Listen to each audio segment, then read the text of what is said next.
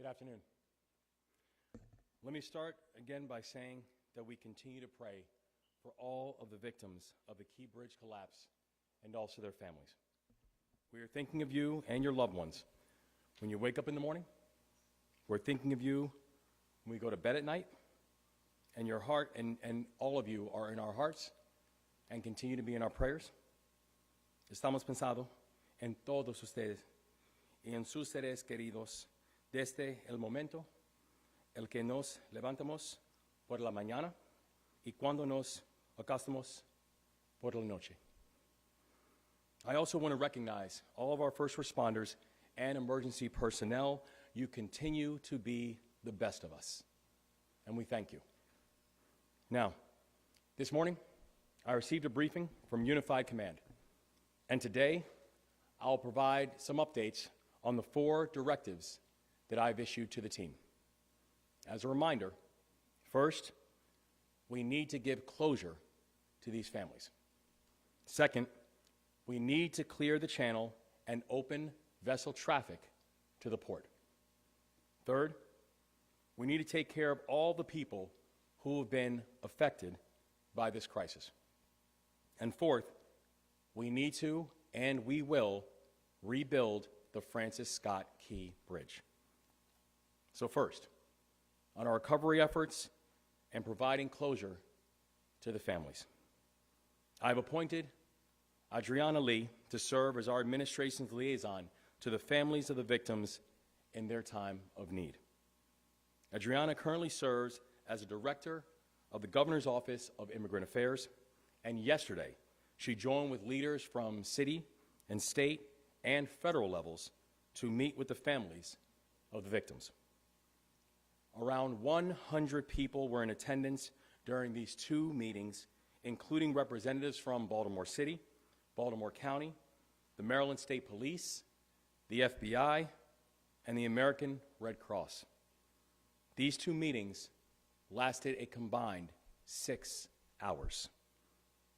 Yesterday's meeting established a direct line of communication for the families to obtain continuous updates about the progress of our recovery efforts. And the state has assigned a case manager from the Department of Human Services to support these families. On the day of the collapse, I said that we would stop at nothing to support these families. And we will continue to stop at nothing to give these families the closure that they need and the closure that they deserve.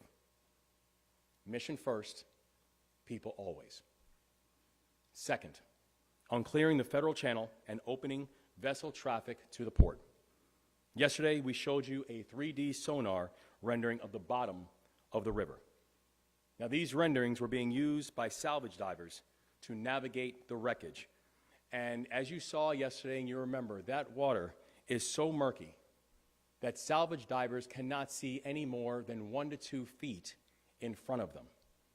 As you remember from yesterday, the collapse of the bridge is so distinct and so severe, with the metal that is so disconfigured and so brought together and pancaked, that it continues to make this mission extraordinarily complicated and dangerous for those who are conducting it. And so every single diver that goes into the water has been paired with an operator who uses a mix of 3D renderings and drawings and pictures to be able to guide their partner. That all of the rescue operations are essentially being done within buddy teams. And we have brand new video from Unified Command that shows you just what this process looks like. And you'll be able to hear both the salvage diver and also the operator in this video.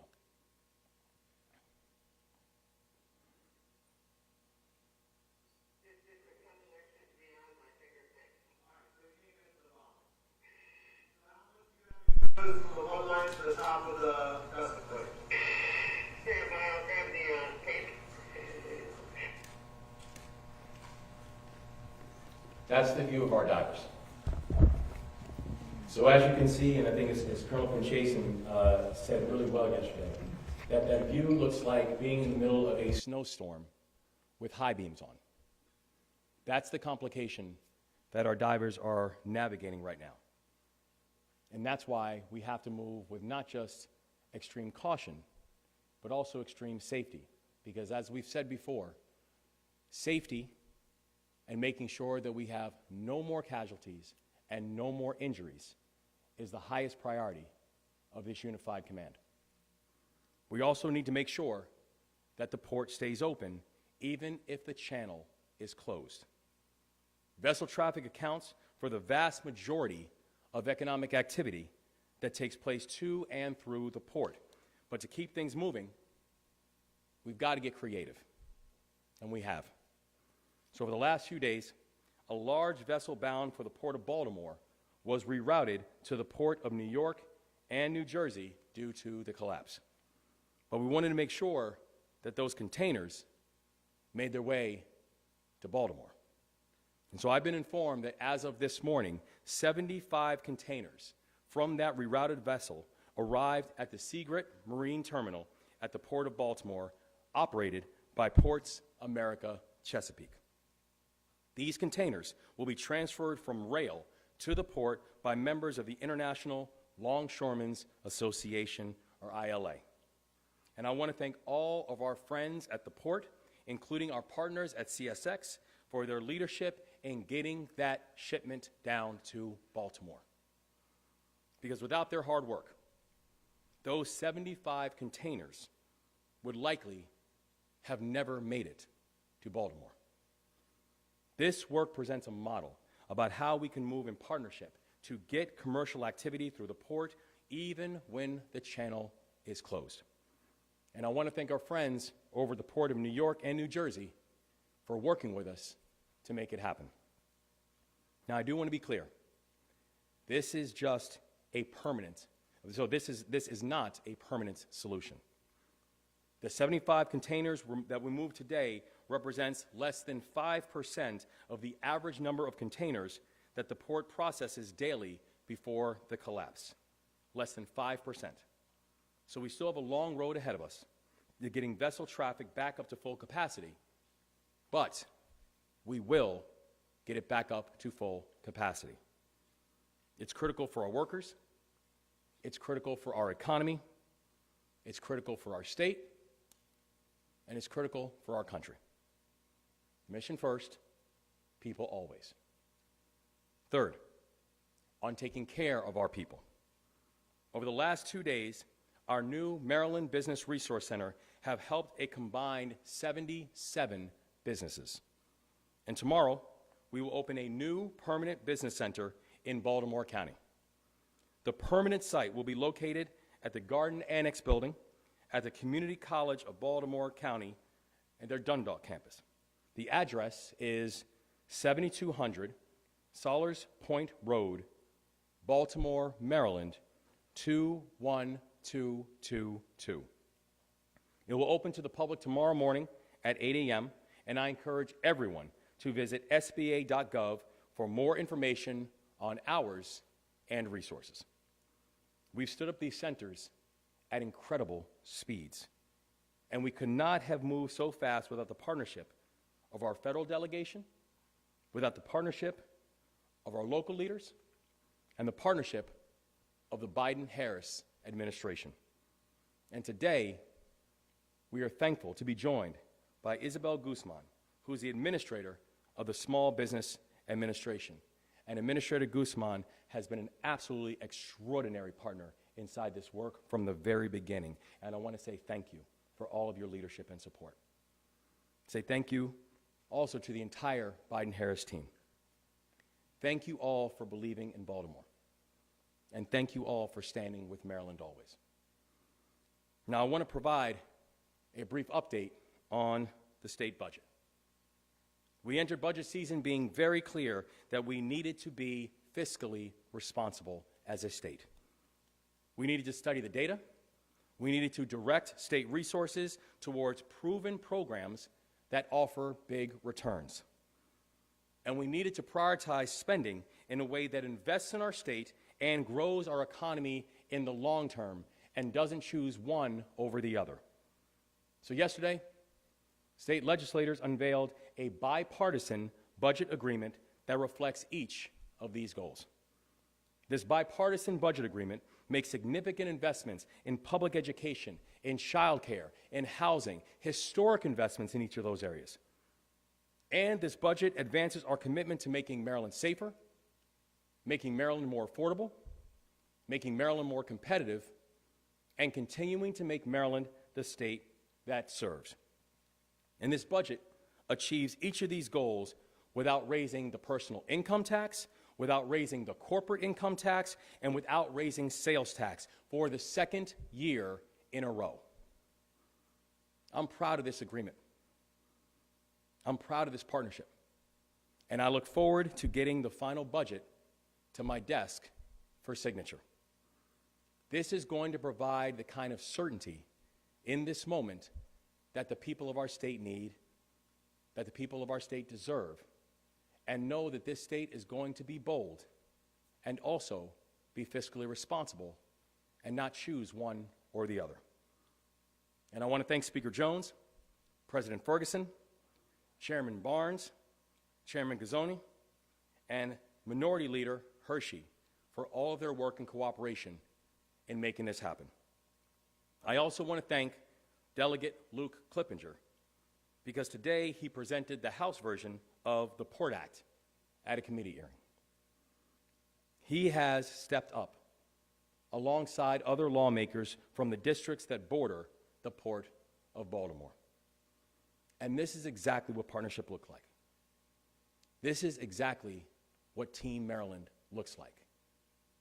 Partnership produces progress. And when we move in partnership, we win. And I'm grateful to have such partners in this work. Mission first, people always. Now, fourth, on rebuilding. We cannot rebuild the bridge until we clear the wreckage.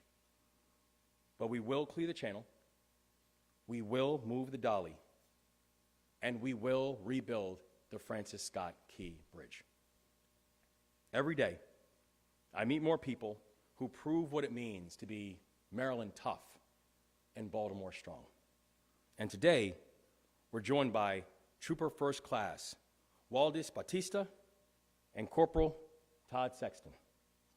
They both serve in the Maryland Department of State Police. And throughout their careers, they work together to bring closure and comfort to Marylanders affected by tragedy. The day of the collapse, Trooper First Class Batista was dispatched to assist the MDTA police. He was assigned to a family reunification center to assist with translation needs for the families involved. Corporal Sexton responded to coordinate with Maryland State Police technicians from the Forensic Science Division to document the scene with photographs of the collapsed site. And over the last 10 days, they have worked together to support the families of the victims of the Key Bridge collapse. I am so proud that today is the graduation day for the Maryland State Police. We welcomed 33 new troopers into the ranks. And I'm proud to stand with these two role models that entire class can look up to. Trooper First Class Batista, Corporal Sexton. Thank you both for what you do. Thank you for always making and putting mission first and people always. We're proud to stand with you. Thank you.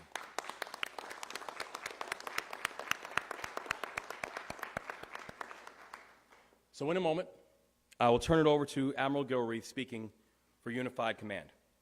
And then we'll be joined by the following speakers: Small Business Administrator Guzman, Senator Ben Cardin, Congressman Kwesi Nfume, Baltimore Mayor Brandon Scott, Baltimore County Executive Johnny Olszewski, and I'm thankful for everyone, including our Lieutenant Governor, who are standing up here today, and for this remarkable team who has not stopped working on behalf of the people of this state. I will now turn it over to Admiral Gilreath, representing Unified Command.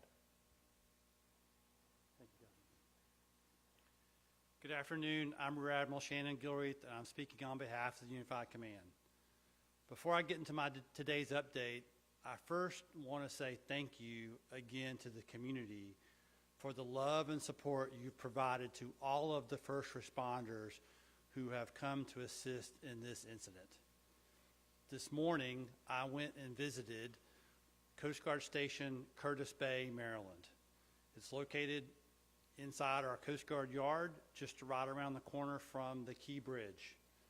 As I went into the station to thank them for their work that they've been doing on this incident and for getting out on scene immediately after the bridge collapsed, I walked into their break room and I looked around, and it was like the Easter Bunny had come to that unit. There were probably 300 wrapped little care packages with energy drinks, chips, all kinds of little snacks, and that really lifted their spirits. And we'll be distributing those to other first responders who are contributing to this as well. But I just want to say thank you to the community for that kind of support. I have not seen that in other places for some of these incidents like this. And I really, truly appreciate, and all of our first responders. I'm speaking on behalf of all of them. The people who are standing up here on the local and state and federal side, thank you for the support that you have given us and the people who are working on this incident. So we cannot thank you enough for that support. It means the world to us as we continue to do the very best we can to reopen this facility, reopen the waterway as fast as we possibly can to do it safely. So for my updates, our number one priority remains reopening that shipping channel. So today we are continuing to dive and assess in that deep draft part of the shipping channel. On board the ship, as we work on our second priority to remove the ship, we are rigging containers to get ready to remove them from the bow of the ship and bring them over to trade point when we can do that. And then just north of the deep draft channel, on our third priority, we are working to remove that large section that I talked about previously that we're waiting on for weather to lift. We are currently rigging that up right now, but we had not yet lifted it as I departed to come over here for the press conference. We're going to continue to work that. So, Governor, that's my updates for today, sir, and back to you, sir. Thank you. Thank you so much.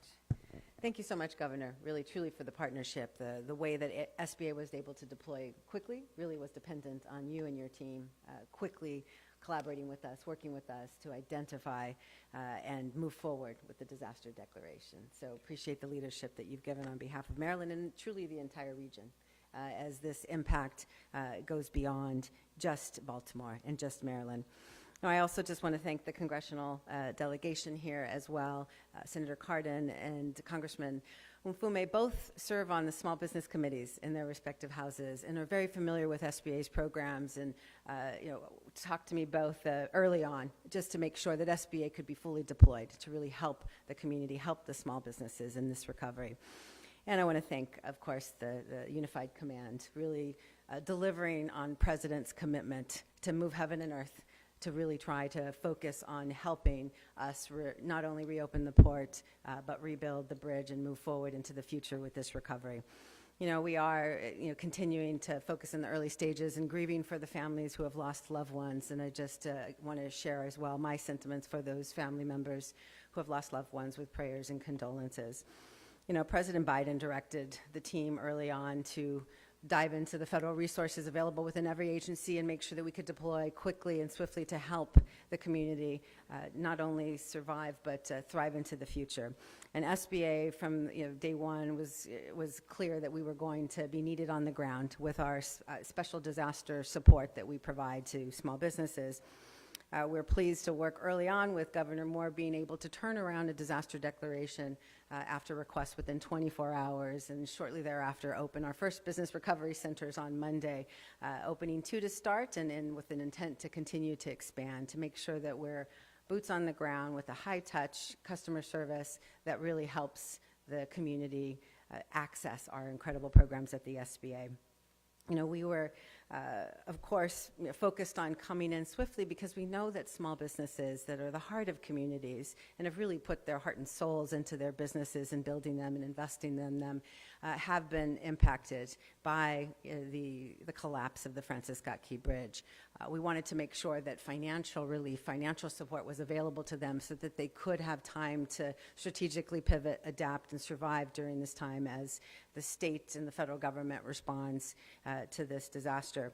You know, the SBA deploys economic injury and physical disaster loans during disasters. In this case, economic injury disaster loans are being deployed with funds available up to $2 million to support businesses and nonprofits with low interest, long-term loans that are affordable, but also recognizing that this is a long-term recovery and that there is uncertainty for small businesses in terms of the timing of their ability to recover. So we have, under the Biden-Harris administration, moved to deploy 12 months of deferment on payments and interest, meaning interest does not accrue. Those payments are not due for 12 months, so that businesses can use this cash, this capital, to really maintain payroll, maintain their overhead, be able to continue to survive in the community and support the community as they do so well in this country, and keep their entrepreneurial dreams alive in the same time. So we're pleased to be deploying this economic injury disaster loan, not only for the state of Maryland, but with the governor's declaration, we were able to deploy in all contiguous counties in neighboring states of Pennsylvania, Delaware, West Virginia, Virginia, as well as DC. And to date, over 500 applications have been finalized with the SBA. We're continuing to see, as the governor mentioned, within our business recovery centers, businesses seeking assistance, seeking help, not only the great loans, but as well the advice on how they can position their business for success. With this capital deployed, we believe that we'll be able to help in the long term, help these businesses reposition, help economic development. And we know how critical they are in communities. There's over 640,000 businesses, small businesses here in the state, in Baltimore region specifically, 50,000 employer firms employing over 500,000 people. That's a huge economic impact, and we want to make sure those businesses who have been disrupted either because they worked directly with the port or because they were on either sides of that bridge, depending on commerce going across that mile and a half. You know, those businesses are the ones we have in mind because there's a ripple effect that we want to make sure we address for the people of Maryland and the entire region. You know, I will continue to direct the SBA to really fully deploy all of our resources, you know, not just focusing on getting these disaster loans into the hands of the businesses that need it the most, but also to help them with revenue growth opportunities, leveraging our contracting dollars, our international trade advisors to help businesses bring economic development, bring more jobs into the state and beyond. So truly, this is going to be a whole of government approach as President Biden has already requested, but beyond that, really dependent on state and local partnerships. So I'm so glad that was able to be joined earlier by both Mayor Scott as well as County Executive Johnny O to meet with small businesses here in the state and understand some of the challenges and opportunities that they see on the horizon so that we at the SBA can really meet them where they are, serve them in ongoing partnership with the state, county, local, and partners on the ground that are deployed by the SBA to truly lift up economic development. Thank you so much.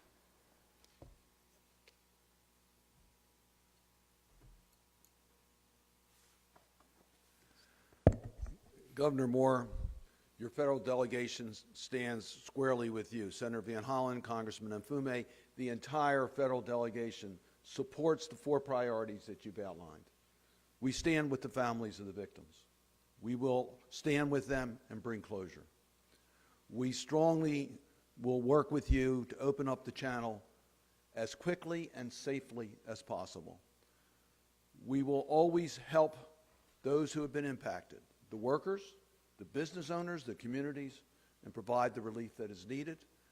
And the Key Bridge will be replaced with a bridge befitting our community. We stand with you on all of those points. Administrator Guzman, thank you for coming to Baltimore, and thank you for your leadership on behalf of small businesses. Governor, we heard from those that are really impacted by this bridge being coming down. We know about all the containers that go through the Port of Baltimore, 1 million a year. We don't realize how many small businesses are impacted if those containers don't come in. We heard heart-wrenching stories from William and Dawn as to how they put everything in their life into their businesses, to start it, to be an entrepreneur, to grow our economy. And now they don't know whether they're going to survive because they depend upon those containers being there in order to transport them. That's their business. They don't have deep pockets. One worked as an independent contractor. One has 1 or 2 employees. They need our help. So, Administrator Guzman, thank you for being there today. What we heard today is the urgency of helping our small business owners and the coordination of the resources that may be available. And to Mayor Scott and County Executive Shesky, you are providing some of that gap. And we want to make sure that that is coordinated with the federal tools and the state tools so we can get maximum help to maintain these small businesses during these extremely difficult circumstances. And Governor, I want you to know, Congress resumes session on Monday, both the House and the Senate. We will be convening with the Biden administration, with the Office of Management and Budget, with the Federal Department of Transportation, with the State Department of Transportation, with your team, to make sure that the resources that are being made available, and I want to make this clear, there's been no delay in federal resources or personnel to deal with the missions that you outlined. We're going to make sure that that continues, to make sure Congress does everything it needs to do in order to carry out the commitment the President has given us and the one that we think needs to be carried out. So we're going to work immediately to do what is never necessary in Congress to make that a reality. Now, we know there's some people who say, well, isn't there third-party liabilities? Isn't there insurance? And the answer is we're going to hold all responsible people fully accountable. But we're not going to delay opening our channel or rebuilding our bridge with the lengthy process that may take. So we're going to make sure that we hold everyone responsible for the benefit of the taxpayers, but we're going to move with prompt dispatch to open that channel and replace the bridge. So you have our full support, and one of those key players is my colleague in the House of Representatives, Congressman Mfume.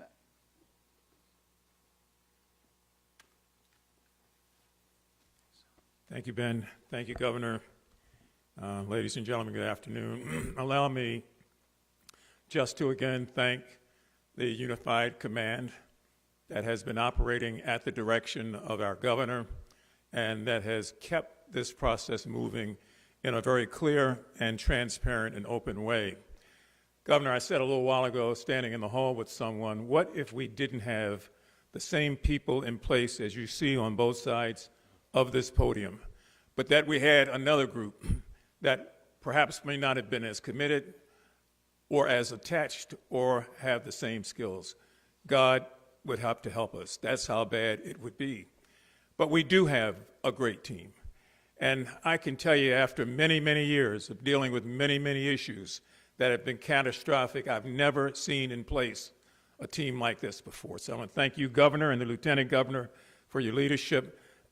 Corporal Sexton, can you step out for a minute? And Trooper Batista.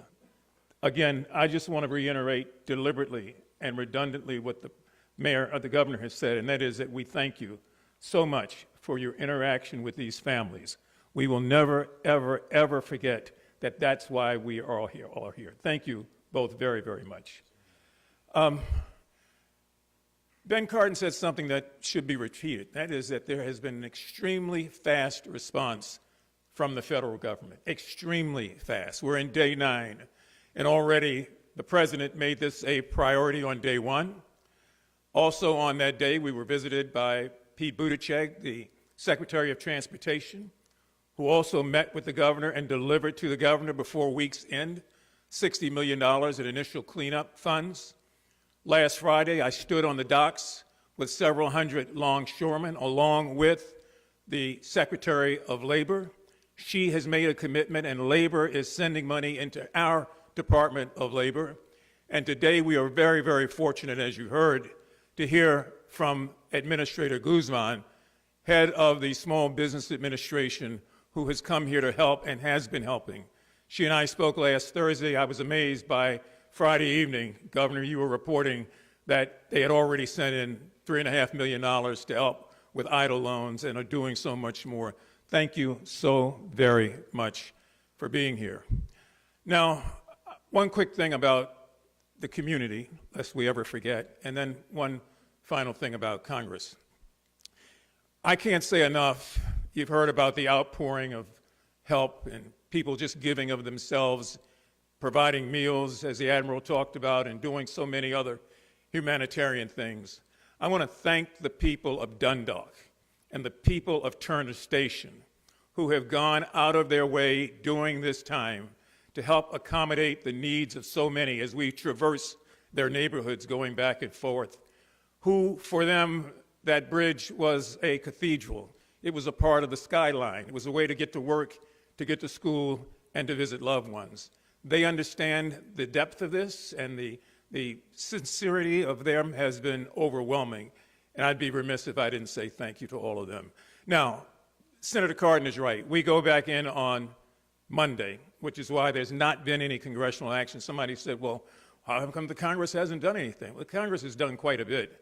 And getting ready for next week, I mentioned to you a few days ago that I'd spoken directly with the Speaker of the House of Representatives, Speaker Johnson, who understood before I could even talk about the seriousness of this, the impact that it was going to have on the area, but most of all on the country, because of the disruption of supply chains and the disruption of all the things that go with taking goods and services and moving them around the country. We do not want to affect the economy, and he understood that, as did Tom Cole and Rosa DeLauro, the two ranking senior members on the Appropriation Committee, one Democrat and one Republican.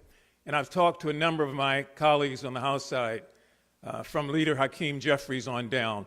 We are ready to receive whatever the President brings and sends to the Congress. And as you know, he will be here tomorrow and talk specifically about what that will be. So when that comes, it will take place. I don't want to get too far off point, but Ben and I and Chris are working our butts off to make sure that this goes through the Congress the way that it should, and that the relief that the Congress of the United States will provide will be efficient and sufficient for this disaster. Thank you very much, and let me bring forward now someone who has just been a shining star throughout this disaster, and that is the mayor of the city of Baltimore, Mayor Brandon Scott.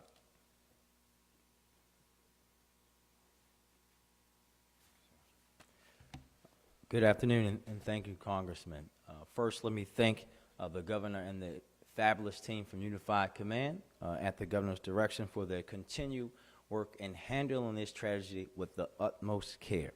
And as I always say, we will continue to uplift all the families that have been impacted, particularly those who are still missing among the wreckage. We will not leave you. We will be by your side each and every day. As you've heard from the governor, my mayor's Office of Immigrant Affairs has been central to that work, working alongside the governor's team and the county executive team to support those families, engaging with them each and every day. And the fund that they put together now has already more than $430,000 in it.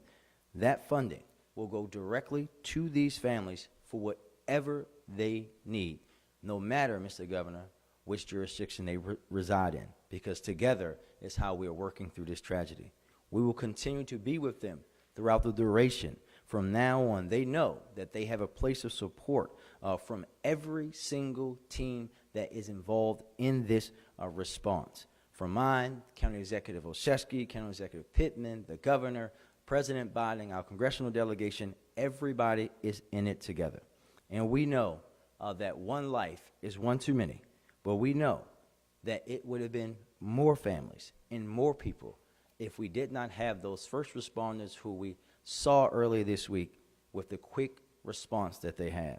Last night, Mr. Governor, I had the opportunity to spend some time with some of the Baltimore City Fire Department dispatch team from C Shift who were working that night, including Captain Sherry Wagner, Lieutenant Amelia Hemsley, Dispatcher Smith, Dispatcher Serdell, Dispatcher Dunphy, but I want to give a particular shout out to Dispatcher Shamanique Davis, a lifelong Baltimorean who took the initial call and worked the operational talk group and the radio, and Dispatcher Shawnetta Moore, who worked supporting radio talk groups, talking to them about immediately jumping into action, making sure that they were helping to coordinate all the different pieces of apparatus and teams that were coming out to the scene.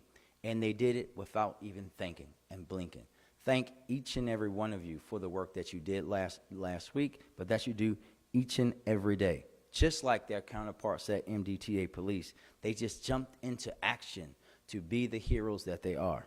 And to the county executive's point from yesterday, to show you how small Baltimore is. Last night while I was there, one of the dispatchers said, "Mr. Mayor, I want to show you a picture."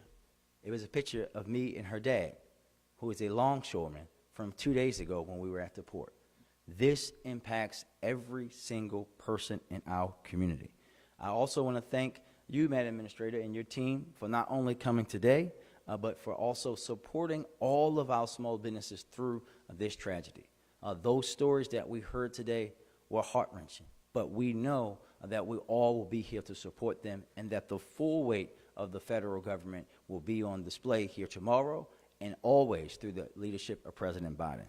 Thank you very much, everybody, and I'll turn it back over to Governor Moore. Oh, sorry, I'm sorry. I'll turn it over to my center, County Executive Johnny Olszewski.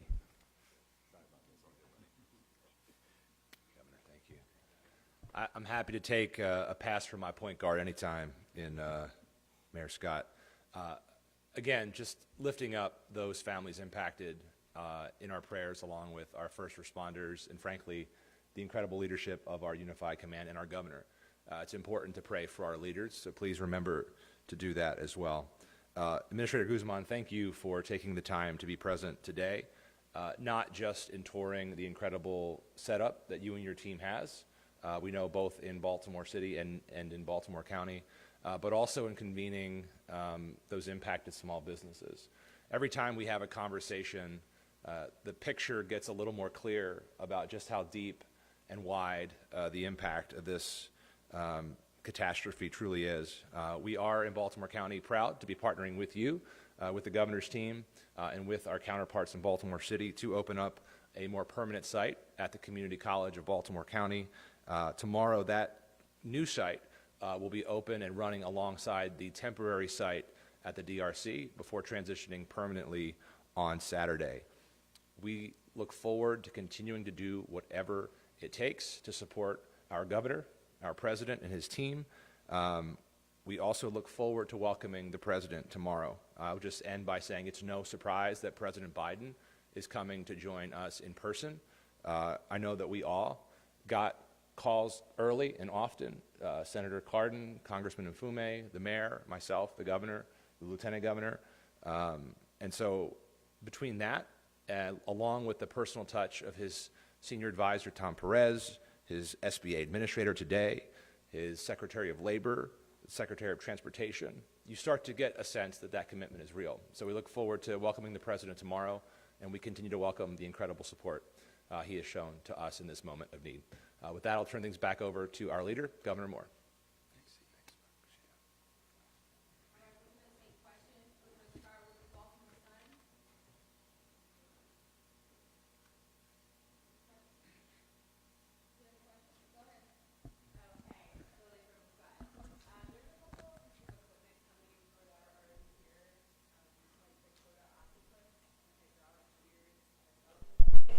Can you explain what those do and where they're coming from?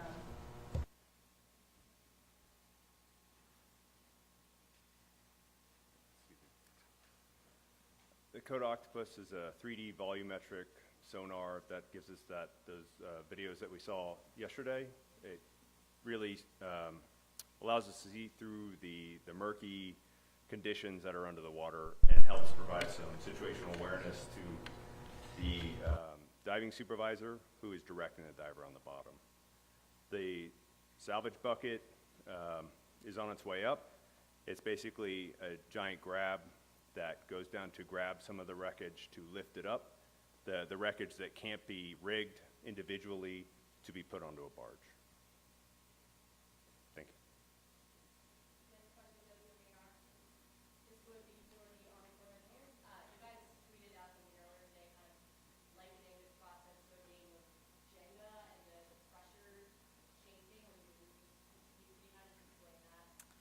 Sure. It's hard, I guess, trying to make folks be able to visualize this. When you look at the skyline and you see these large spans in the water, it looks like they just fell. And so you think of how Jenga falls or pickup sticks fall, and you think you'll be able to take them apart. But the wreckage is so mangled, cantilevered, and bent that within those piles, within that wreckage, there may be the forces that it came down with. Those spans might have been contorted in such a way that if you were to cut it, there might be some force that's pent up. And I guess a good way to explain it is like a spring. If I'm going to pull a spring with tension, and it's laying there, and it looks like it's not moving, but if I were to cut it, it would snap and go back. So when we're describing why our divers need to go down there and verify what we're seeing in those 3D drawings, it's because they need to verify what those connections look like so that we can understand if there are any forces on the wreckage in a certain way. So if we do cut something, God forbid, there won't be an additional risk or that we wouldn't have additional casualties. So we might be describing how things are laying, but it's really about how we're going to take it apart.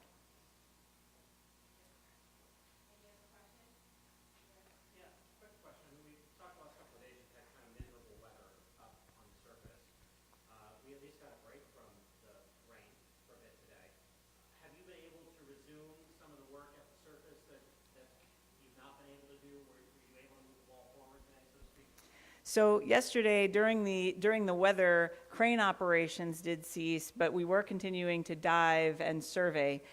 We have one pick that we're working on over on the north side of the wreckage, and that I was out there this afternoon and I saw them. They were already cutting. When I left, it was still not removed yet, but they're working on about a 350-ton lift out of that span. Does that happen today? That's supposed to happen today.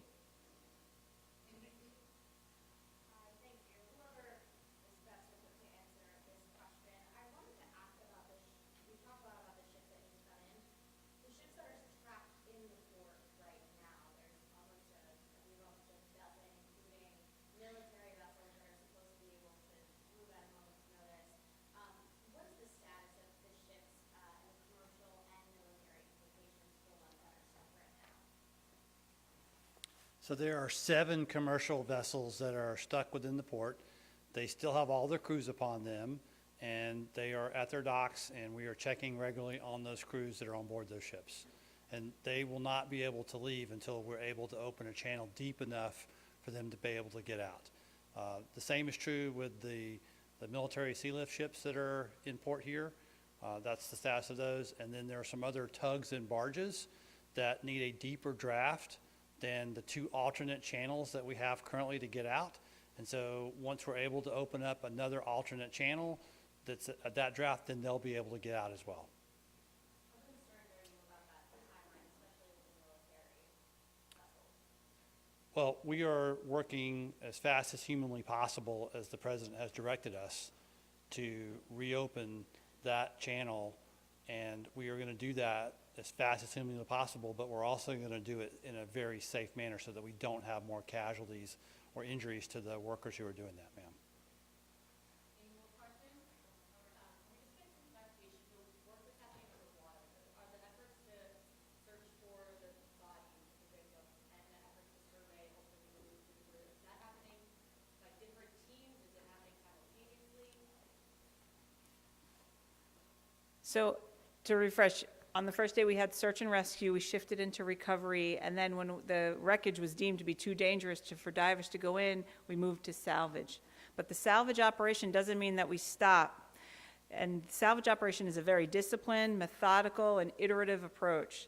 So with every layer of wreckage that we take out of the water, we have to go back in and survey and assess and determine how the wreckage reacted in order to make sure that the next lift will be just as safe. But in that process, if we detect any sign or even the slightest chance that there's something we need to continue to investigate that might be a missing person or a piece of equipment that could possibly have a sign for more recovery efforts, we've got the Maryland State divers from the Maryland State Police to come in and be ready to go right there. So it is an integrated part of the salvage operation. The recovery it's not an afterthought. It's integrated in that plan.